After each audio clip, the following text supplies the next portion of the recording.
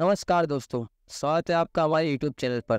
दोस्तों, आज का वीडियो एक महान ऋषि के बारे में होने वाला है, जिनके बारे में आप शायद ही जानते होंगे, जिन्होंने इस देश और पूरी दुनिया को एक ऐसी चीज का ज्ञान दिया है जिसे पूरा देश आज भी इस्तेमाल करता है। तो दोस्तों, आइए जानते हैं महर्षि सुश्रुत के इतिहास के बारे में। महर्षि सुश्रुत प्राचीन भारत के महान चिकित्सा शास्त्री यानी कि मेडिकल डॉक्टर और सर्जन थे।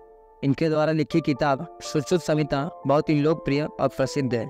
इनको शल्य चिकित्सा यानी कि सर्जरी का जनक भी कहा जाता है। इनके समय में ना ही आज के जैसे प्रयोगशाला थे और ना ही कुछ खास उपकरण, लेकिन अपने ज्ञान से इन्होंने कई औजारों का भी खोज किया जिससे ऑपरेशन करने में आसानी हो। महर्षि चरक के जैसे ही इनके बारे में भी कुछ प्रामाणिक जानकारी नहीं है, लेकिन इनके द्वारा लिखी गई किताब सुश्रुत संहिता में कुछ प्रमाण मिलता है। इनका जन्म 6वीं शताब्दी में काशी में विश्वामित्र के कुल में हुआ था। इन्होंने धन्वंतरि से अपनी शिक्षा ली। इन्होंने सर्जरी का ज्ञान किस प्रकार पाया, यह सिर्फ अनुमान लगाया जा सकता है। इनके द्वारा रचित पुस्तक सुश्रुत संहिता को भारतीय चिकित्सा में एक विशेष जगह मिली है। कुछ लोगों का मानना है कि इनके समय में बहुत से युद्ध हुआ करते थे, जिससे लोग घायल और कभी कभी तो उनके अंग बहुत ही ज्यादा कट फट जाते थे। उनको ठीक करने के लिए चीरफाड़ करना पड़ता था, जिससे उन लोगों को बहुत ही दर्द सहना पड़ता था। शल्य शब्द का मतलब ही होता है दर्द यानी कि पीड़ा। इस पीड़ा को दूर करने के लिए ही औषधियों और मंत्रों का प्रयोग किया जाता था, क्योंकि उस समय बहुत परेशानियों से चुभे हुए तीर आदि को निकाला जाता था। इस असहनीय दर्द को कम करने के लिए ही मंत्रों का प्रयोग किया जाता था। महर्षि ने अपनी बड़ी लंबी साधना और मेहनत से इस सर्जरी जैसे मुश्किल चीज में सफलता हासिल की। इन्होंने शल्य चिकित्सा के लिए बहुत से यंत्रों और उपकरणों को भी विकसित किया। आचार्य सुश्रुत जी ने अपने इस शुद्ध और नई विकसित शल्य चिकित्सा के ज्ञान को अपनी 120 चैप्टर वाली किताब में लिख के गए। इन्होंने चीर फाड़ के नए नए तरीके विकसित किए और अपने विद्यार्थियों को लौकी, तरबूज, कद्दू और अन्य फलों को काट कर उन मेथड्स को समझाया।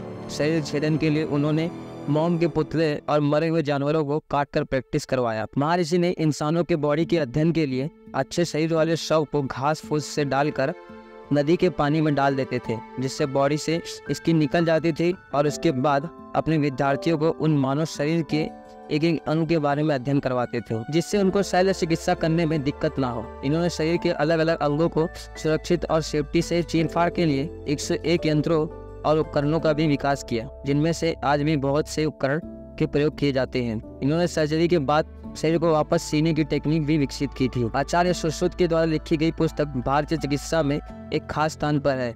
इस पुस्तक को आयुर्वेद का नींव भी कहा जाता है। इस चिकित्सा ग्रंथ में इन्होंने कई उपकरणों का भी वर्णन किया है। इन्होंने 24 प्रकार के स्वास्तिकों, 2 प्रकार के संदसों, 28 प्रकार की शलाकाओं और 20 प्रकार की नाड़ियों का विशेष रूप से डिटेल में वर्णन किया है। इसके साथ साथ इन्होंने ये भी बताया कि शल्य चिकित्सा के पहले रोगी को मदिरा पान कराया जाता था, क्योंकि आचार्य को इसके विभिन्न गुणों जैसे कि एंटीसेप्टिक होने का भी पूर्ण ज्ञान था। आचार्य सुश्रुत की सुश्रुत संहिता में शरीर रचना, कार्य संहिता, स्त्री रोग, मानव रोग, नेत्र और सिर रोग, औषधि विज्ञान, शल्य विज्ञान और विश्व विज्ञान का विस्तृत वर्णन था। इसमें नाक, कान, ओठ की प्लास्टिक सर्जरी का भी वर्णन किया गया था। आचार्य सुश्रुत बॉडी के किसी भी भाग में मांस कट फट जाना, घाव लग जाना या किसी इंसिडेंट से कारण अंग को ठीक करने के लिए एक स्थान से चमड़ी निकालकर उसे दूसरे जगह पर लगा दिया करते थे। महर्षि सुश्रुत के द्वारा लिखी पुस्तक का कई विदेशी भाषाओं में अनुवाद है। अरबी अनुवाद किताबे सुश्रुतरन के अरब चिकित्साओं ने इसका भरपूर लाभ उठाया। ईरानी चिकित्सा शास्त्री राजी ने आचार्य सुश्रुत के ज्ञान पर आधारित पुस्तक लिखी, जिसमें हल्दी और लहसुन के गुणों का वर्णन किया गया था। धीरे धीरे उनका ज्ञान रूस भी पहुंचा और अंग्रेज मात्र 200 वर्ष पूर्व उनके प्लास्टिक सर्जरी को अपने यहाँ ले गए और आगे विकसित किया। नागार्जुन नामक महान चिकित्सा शास्त्री ने सुश्रुत संहिता का संपादन कर उसे नया स्वरूप प्रदान किया था। यह ग्रंथ आज भी अनुसंधान का विषय है। इनके द्वारा किए गए इन्हीं कार्यों के कारण इन्हें विश्व का प्रथम शल्य चिकित्सक माना जाता है। दोस्तों, अगर आपको वीडियो पसंद आई है तो वीडियो को लाइक करें, कमेंट करें, शेयर करें और सब्सक्राइब करना ना भूलें। धन्यवाद।